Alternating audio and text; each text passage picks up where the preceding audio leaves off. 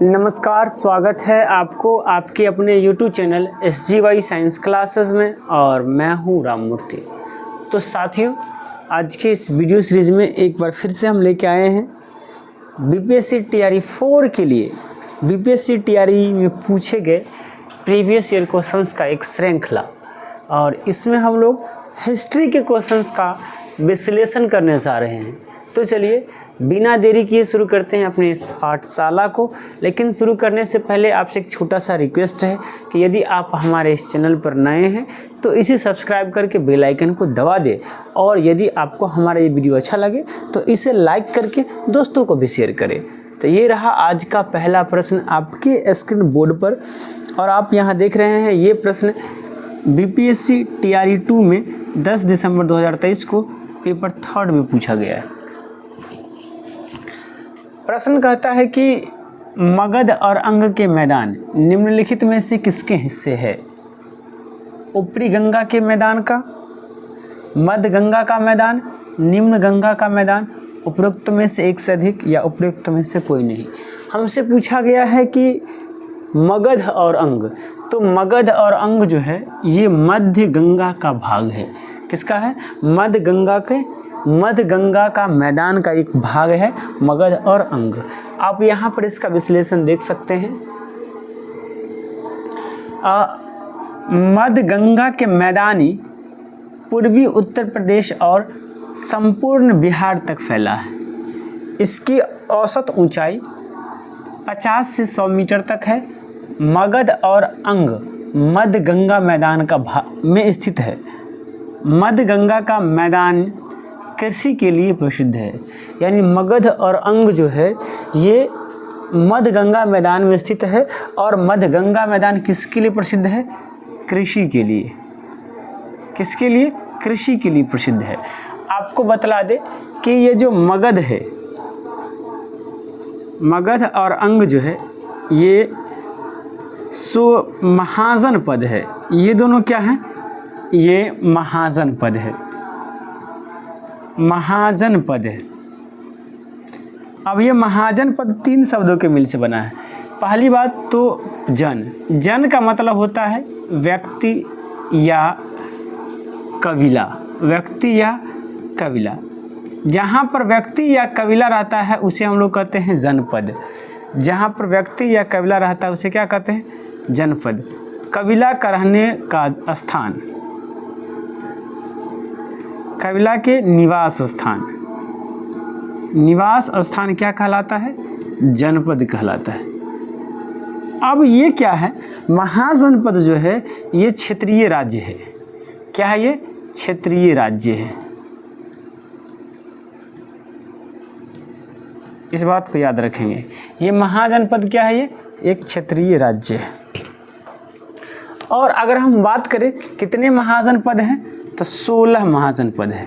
कुल 16 महाजनपद है, और 16 महाजनपद में सबसे बड़ा महाजनपद मगध को माना गया है।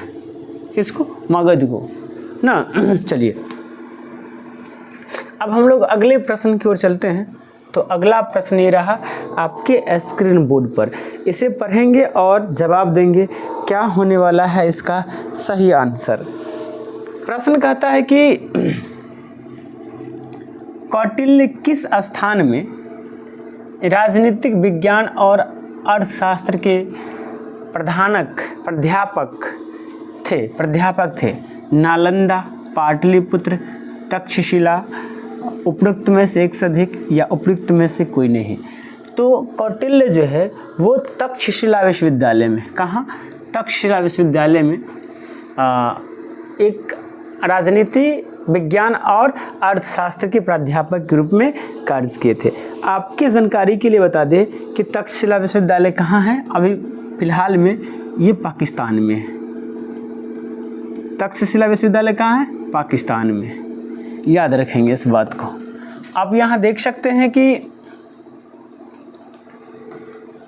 कौटिल्य, जिसे चाणक्य के नाम से भी जाना जाता है, एक प्रसिद्ध भारतीय अर्थशास्त्री, दार्शनिक और राजनीतिज्ञ सलाहकार थे। ये प्राचीन तक्षशिला विश्वविद्यालय में राजनीतिक विज्ञान और अर्थशास्त्र के प्राध्यापक थे। उन्होंने उन्होंने अर्थशास्त्र नामक पुस्तिका यानी पुस्तक लिखा है। और अर्थशास्त्र में राजनीति है, किसके बारे में है? राजनीति के बारे में है। और आपको बतला दें कि अर्थशास्त्र के जनक भी किसे माना जाता है? कौटिल्य को। अर्थशास्त्र का जनक भी किसे माना जाता है? कौटिल्य को या चाणक्य को। जब हम लोग महाजन पद के बारे में पढ़ेंगे तो इसका चर्चा हम लोग डिटेल में करेंगे। अब हम लोग अगले प्रश्न की ओर चलते हैं और अगला प्रश्न ये रहा आपके स्क्रीन बोर्ड पर। इसे पढ़िए और बताइए क्या होने वाला है इसका सही आंसर। कहता है कि प्राचीन भारतीय धातु क्रम का आश्चर्य लोहे का स्तंभ किस शहर में स्थित है? पुणे में, दिल्ली में, लखनऊ में, उपयुक्त में से एक से अधिक या उपयुक्त में से कोई नहीं। और आप देख सकते हैं ये प्रश्न BPSC TRE 3 20 जुलाई 2024 को 1 to 5 क्लास में यानी जनरल में पूछा गया है। तो आपको बतला दें कि ये जो लौह स्तंभ है, लौह स्तंभ जो है ये दिल्ली में स्थित है। किस शहर में स्थित है? दिल्ली में स्थित है। और आपको बता दें कि ये जो दिल्ली में ये कुतुब परिसर में, कहाँ है? दिल्ली में कुतुब परिसर में, कुतुब मीनार जो है उसी के परिसर में, ये कुतुब के परिसर में ये स्थित है। चलिए अब हम लोग अगले प्रश्न की ओर चलते हैं, लेकिन उससे पहले एक छोटा सा डिस्कशन। कहता है कि प्राचीन भारतीय धातु क्रम का आश्चर्य लौह स्तंभ दिल्ली में स्थित है। यह कुतुब परिसर में खड़ा है और अपनी जंग प्रतिरोधक संरचना के लिए प्रसिद्ध है। स्तंभ 7 मीटर से अधिक ऊंचा है। लोहे के स्तंभ चंद्रगुप्त द्वितीय विक्रमादित्य, जिसका शासनकाल 375 से 400 कितना 13 ईसा पूर्व तक था, द्वारा विजय स्तंभ के रूप में बनाया गया था। यानी ये जो लौह स्तंभ है, ये जो लौह स्तंभ है ये किसके द्वारा बनाया गया था? तो ये बनाया गया था चंद्रगुप्त द्वितीय विक्रमादित्य के द्वारा, चंद्रगुप्त द्वितीय के द्वारा ये बनाया गया था। लौह स्तंभ विजय स्तंभ के रूप में इसे बनाया गया था। अब हम लोग अगले प्रश्न की ओर चलते हैं। तो अगला प्रश्न ये रहा आपके स्क्रीन बोर्ड पर। इसे पढ़ेंगे और बताएंगे क्या होने वाला है इसका सही आंसर। जल्दी बताएंगे। प्रश्न कहता है कि ऐतिहासिक दक्षिणापथ नामक क्षेत्र का विस्तार है विंध्याचल पर्वत श्रृंखला से कृष्णा नदी के मध्य, विंध्याचल पर्वत श्रृंखला से कावेरी नदी के मध्य, सतपुड़ा पर्वत श्रृंखला से नीलगिरी के मध्य। तो आपको बतला दे इसमें जो इसका जो आंसर होने वाला है वो हो जाएगा उपयुक्त में से एक से अधिक। क्या हो जाएगा? उपयुक्त में से एक से अधिक। ये प्रश्न BPSC स्कूल टीचर 2023 के पेपर 2 में शिफ्ट 2 में पूछा गया प्रश्न है। अब देखिएगा कैसे, तो यहाँ देखिए। अगर हम बात करते हैं भारतीय इतिहास के दक्षिणावर्ती क्षेत्र के तहत, तो इसमें विंध्याचल पर्वत श्रेणी से कृष्णा नदी और कावेरी नदी तक का क्षेत्रफल शामिल किया गया है। इसमें सतपुड़ा से नीलगिरी पर्वत श्रेणी का क्षेत्र भी शामिल है। यानी सतपुड़ा से लेकर के नीलगिरी, कहाँ? सतपुड़ा से लेकर के नीलगिरी, सतपुड़ा से लेकर के नीलगिरी और विंध्याचल पर्वत से लेकर के कावेरी तक का ये दोनों क्षेत्र इसमें सम्मिलित है। इसलिए इसका सही आंसर जो हो जाएगा वो हो जाएगा उपयुक्त में से एक से अधिक, यानी डी नंबर ऑप्शन सही हो जाएगा। चलिए अगले प्रश्न की ओर हम लोग चलते हैं। अगला प्रश्न ये रहा आपके स्क्रीन बोर्ड पर। कहता है कि मोहम्मद बिन तुगलक के शासनकाल में भारत आए प्रसिद्ध मुस्लिम खोजकर्ता इब्न बतूता किस देश के थे?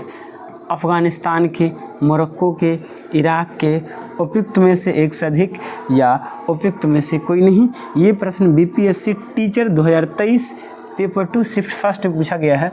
और इब्न बतूता डायरेक्टली कहे तो ये मोरक्को के निवासी थे और इब्न बतूता मोहम्मद बिन तुगलक के शासनकाल में भारत आया था। चलिए अगले यहाँ पर आप देख सकते हैं कि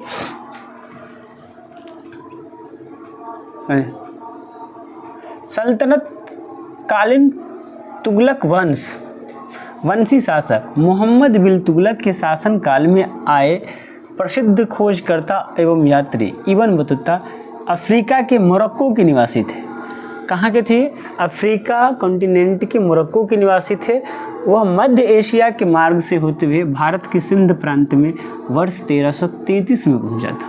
मोहम्मद बिन तुगलक 1325 से 1351 ने इब्न बतूता को दिल्ली का काजी या जज नियुक्त किया था। यानी इब्न बतूता को मोहम्मद बिन तुगलक ने दिल्ली के न्यायाधीश यानी दिल्ली के जज नियुक्त किया था। चलिए अब हम लोग अगले प्रश्न की ओर चलते हैं। अगला प्रश्न ये रहा आपके स्क्रीन बोर्ड पर, आप इसे पढ़ेंगे और बताएंगे क्या होने वाला है इसका सही आंसर। ये भी BPSC school teacher 2023 paper 2 first shift में ये पूछा गया प्रश्न है। बताइए क्या होगा इसका सही आंसर, जल्दी बताइए। प्रश्न कहता है कि निम्नलिखित में से ब्रिटिश भारत के दौरान भारतवर्ष के अंतर्गत निर्वनीकरण का कौन सा मुख्य कारण था? रेलवे के मार्गों पर तख्तों यानी स्लीपर की मांग को पूरा करना तथा शाही नौसेना के लिए इमारती लकड़ी की आपूर्ति करना। तो ये भी बात सही है। इसके अलावा नियोजित वनों की मांग को पूरा करना तथा चाय एवं कॉफ़ी के वृक्षारोपण करना, विस्तारित खेत की मांग को पूरा करने के लिए भूमि को उन्नत करना। इसका सही आंसर ये है। मतलब विस्तारित खेत की जो मांग थी, विस्तृत खेत की जो मांग थी, उसकी पूर्ति के लिए भूमि को उन्नत करना यानी उसको कृषि योग्य बनाने के लिए वन निर्वनीकरण किया गया था। वन की कटाई तेजी की गई थी, यानी इसका सही आंसर सी हो जाएगा। यहाँ पर आप देख सकते हैं कि ब्रिटिश शासन के दौरान भारत में निर्वनीकरण का मुख्य कारण विस्तारित खेती की मांगों को पूरा करने के लिए भूमि को उन्नत करना था। साथ ही बढ़ती जनसंख्या, अधिक खाद्यान्न की मांग, वाणिज्यिक फसल और लकड़ी का उत्पादन निर्वनीकरण के अन्य कारण थे। इनके अन्य कारण क्या थे? जनसंख्या, बढ़ती जनसंख्या, अधिक खाद्य अन्न यानी खाने वाले खाद्य पदार्थ की अधिक मांग, वाणिज्यिक फसल और लकड़ी के उत्पादन निर्वनीकरण के क्या थे? अन्य कारण थे। अब हम लोग अगले प्रश्न की ओर चलते हैं। तो अगला प्रश्न ये रहा आपके स्क्रीन बोर्ड पर, आप इसे पढ़ेंगे। ये बीपीएससी टीआरई 4 2024 की जो कैंसिल हो गया था पेपर, आपको पता होगा कि पेपर लीक हो गया था, जिसके कारण बीपीएससी जो टीआरई का परीक्षा था टीआरई 3 का, वो कुछ पेपर को कैंसिल कर दिया था पेपर लेके। तो उसी में ये प्रश्न पूछा गया था। इसे पढ़ेंगे और बताएंगे क्या होगा इसका सही आंसर। बताइए। प्रश्न कहता है कि 1859 में अंतर्देशीय उत्प्रवास अधिनियम ने यह प्रावधान किया कि वनों को छोड़ने के लिए बागान श्रमिकों को अनुमति की आवश्यकता थी। दूसरा, बागान श्रमिकों को विवाह की अनुमति नहीं थी, ये तो गलत बात है। तीसरा, बागान श्रमिकों को चाय बागानों की अनुमति के बिना छोड़ने की अनुमति नहीं थी। यानी वहाँ पर जो बागान के में श्रमिक थे, उन्हें चाय बागानों को बिना अनुमति के छोड़ नहीं सकते थे। ये 1859 के अंतर्देशीय उत्प्रवास अधिनियम में ये प्रस्ताव किया गया था। यानी सी नंबर इसका सही आंसर है। आप यहाँ पर देख सकते हैं, इसके बारे में कुछ जानकारी है कि 1859 के अंतर्देशीय उत्प्रवास अधिनियम ब्रिटिश भारत में औपनिवेशिक सरकार द्वारा पारित किया गया था। 1859 के अंतर्देशीय उत्प्रवास अधिनियम के तहत बागान श्रमिकों को बिना अनुमति के चाय बागान को छोड़ने की अनुमति नहीं थी। यानी उसे यदि चाय बागान छोड़ना है तो उसे ब्रिटिश सरकार से अनुमति लेना पड़ता था और उन्हें शायद ही कभी ऐसी अनुमति दी जाती थी। 1859 में अंतर्देशीय उत्प्रवास अधिनियम ने असम में बागान श्रमिकों की आवाज़ ही श्रमिकों की आवाज़ की स्वतंत्रता को गंभीर रूप से प्रतिबंधित कर दिया था। और ये जो अधिनियम था जिसके कारण जो बगान के जो श्रमिक हैं उनकी आवाज़ को लगभग प्रतिबंधित कर दिया गया था। ये 1859 के अंतर्देशीय उत्प्रवास अधिनियम। चलिए अब हम लोग अगले प्रश्न की ओर चलते हैं और अगला प्रश्न ये रहा आपके स्क्रीन बोर्ड पर। आप इसे पढ़ेंगे और बताएंगे क्या होने वाला है इसका सही आंसर। प्रश्न कहता है कि निम्नलिखित में से किस तिथि को रानी विक्टोरिया का उद्घोषणा जारी हुआ था? 1 नवंबर 1887 को, 27 मार्च 57 को, या 1858 है। 1 नवंबर 1857 को, 27 मार्च 1858 को, 1 नवंबर 1858 को, उपयुक्त में से एक से अधिक या उपयुक्त में से कोई नहीं। इसका सही आंसर होने वाला है सी, यानी 1 नवंबर 1858 को रानी विक्टोरिया का उद्घोषण हुआ था ना। आप यहाँ पर देख सकते हैं, कहता है कि ब्रिटिश संसद ने 1858 के संसद के एक अधिनियम को प्रतिपादित किया और जिम्मेदार प्रतिबंधन के लिए ईस्ट इंडिया कंपनी ने ब्रिटिश क्राउन के अधिकार हस्तांतरित किया। ब्रिटिश क्राउन को अधिकार हस्तांतरित कर दिया। कहता है कि उद्घोषणा जिसे भारतीय लोगों की मेग्ना कोटा भी कहा जाता है। उद्घोषणा जिसे क्या कहा जाता है? भारतीय लोगों की मेग्ना कोटा भी कहा जाता है। कि घोषणा लॉर्ड कैनिंग ने 1 नवंबर 1858 को इलाहाबाद के एक दरबार में किया था। किसने किया था? लॉर्ड कैनिंग ने। किसने किया? लॉर्ड कैनिंग ने।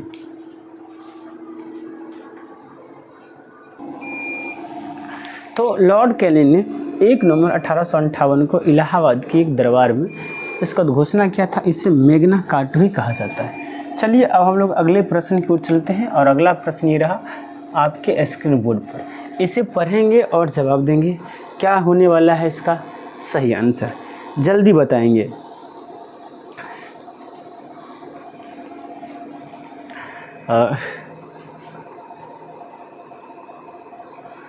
प्रश्न कहता है कि निम्नलिखित में से किसने रानी लक्ष्मीबाई को ग्वालियर पर अधिकार करने में सहायता की थी? अफगान, ईरानी, मुगल, उपयुक्त में से एक से अधिक या उपयुक्त में से कोई नहीं। तो रानी लक्ष्मीबाई को ग्वालियर पर अधिकार करने में सहायता करने वाले थे अफगान, यानी ए इसका सही आंसर होने वाला है। रानी लक्ष्मीबाई को ग्वालियर पर अधिकार करने में अफगानों ने सहायता की थी।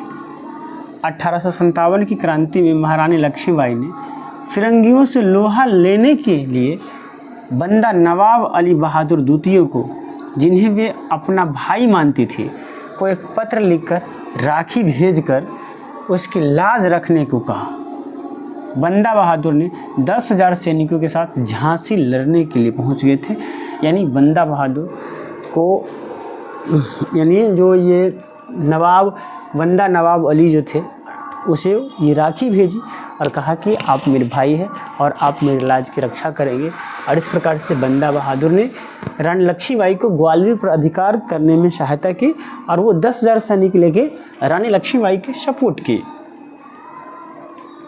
चलिए अगले प्रश्न की ओर हम लोग चलते हैं। तो अगला प्रश्न ये रहा आपके स्क्रीन बोर्ड पर।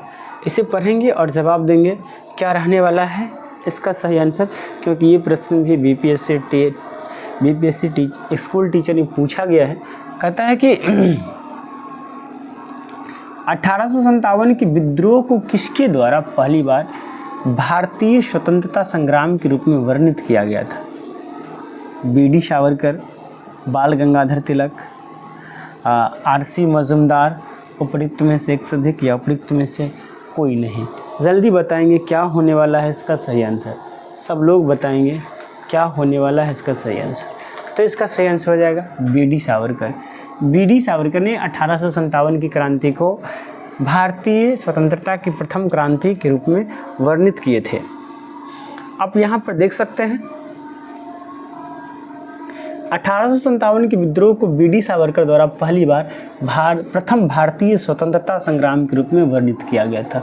उन्होंने अपनी पुस्तक the Indian war for independence 1857 में लिखा है कि 1857 का भारतीय विद्रोह भारतीय औपनिवेशिक नियंत्रण के लिए व्यापक प्रतिरोध का पहला अभिव्यक्ति थे। चलिए अगले प्रश्न की ओर हम लोग चलते हैं और अगला प्रश्न ये रहा आपके स्क्रीन बोर्ड पर। इसे पढ़ेंगे और जवाब देंगे। क्या रहने वाला है इसका सही आंसर? पढ़ेंगे और बताएंगे क्या रहने वाला है इसका सही आंसर। कहता है कि किस अंग्रेज सैन्य अधिकारी यानी जनरल ने रानी लक्ष्मीबाई को यह कहते हुए श्रद्धांजलि दी थी कि यह वह औरत सोई हुई है जो विद्रोह की एकमात्र मर्द थी। ह्यूरोज, कैंपबेल, हडसन, उपरोक्त में से एक से अधिक या उपरोक्त में से कोई नहीं। और ये प्रश्न में बीपीएससी टीआरई में पूछा गया है और ये कहने वाले थे ह्यूरोज। कौन थे? ह्यूरोज। चलिए आप यहाँ पर देख सकते हैं कि अंग्रेज सैन्य अधिकारी कौन?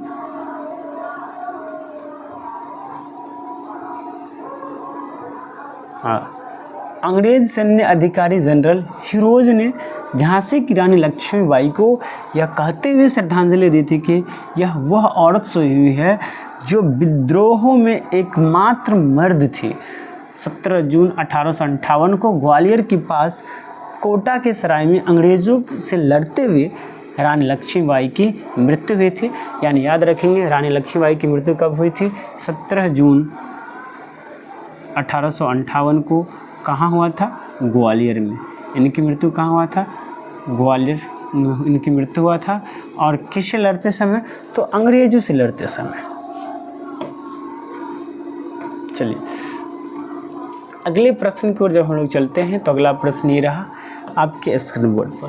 कहता है कि 1857 के विद्रोह के दौरान नाना साहब ने खुद को मुगल सम्राट का डैश डैश घोषित किया था। पेशवा, बाजीर, डिप्टी यानी नया, उपरोक्त में से एक से अधिक या उपरोक्त में से कोई नहीं। और ये प्रश्न बीपीएससी टीआरई 3 कैंसिल्ड पेपर का ये प्रश्न है। बताइए क्या होने वाला है इसका सही आंसर? तो यहाँ पर इसका सही आंसर हो जाएगा ए, यानी पेशवा घोषित किए थे नाना साहब, बाजीराव पेशवा। यहाँ देख सकते हैं आप कि 1857 के विद्रोह के दौरान नाना साहब ने स्वयं को मुगल सम्राट के पेशवा घोषित कर दिया था। बाजीराव द्वितीय के दत्तक पुत्र के रूप में उन्होंने मराठा संघ और पेशवा परंपरा को पुनर्स्थापित करने का प्रयास किया था। पेशवा बाजीराव द्वितीय की मृत्यु के बाद नाना साहब को अंग्रेजों ने उत्तराधिकारी के रूप में स्वीकार नहीं किया था क्योंकि वह पेशवा के दत्तक पुत्र थे और उन्हें पेंशन देने से इनकार कर दिया था। इस सब कारण से वे 1857 के विद्रोह में भाग लेने के लिए प्रेरित हुए थे। तो दोस्तों thank you for watching this video. इस वीडियो को देखने के लिए आपको बहुत बहुत धन्यवाद। आपको कैसा लगा हमारा ये वीडियो कमेंट बॉक्स में बताइएगा। अगर अच्छा लगा है तो लाइक कीजिए। साथ ही साथ यदि आप हमारे इस चैनल पर नए हैं तो इसे सब्सक्राइब करके बेल आइकन को दबा दीजिए और यदि संभव हो तो दोस्तों को भी शेयर कीजिए। चलिए मिलते हैं नेक्स्ट वीडियो में। आज के लिए इतना ही। जय हिंद, जय भारत।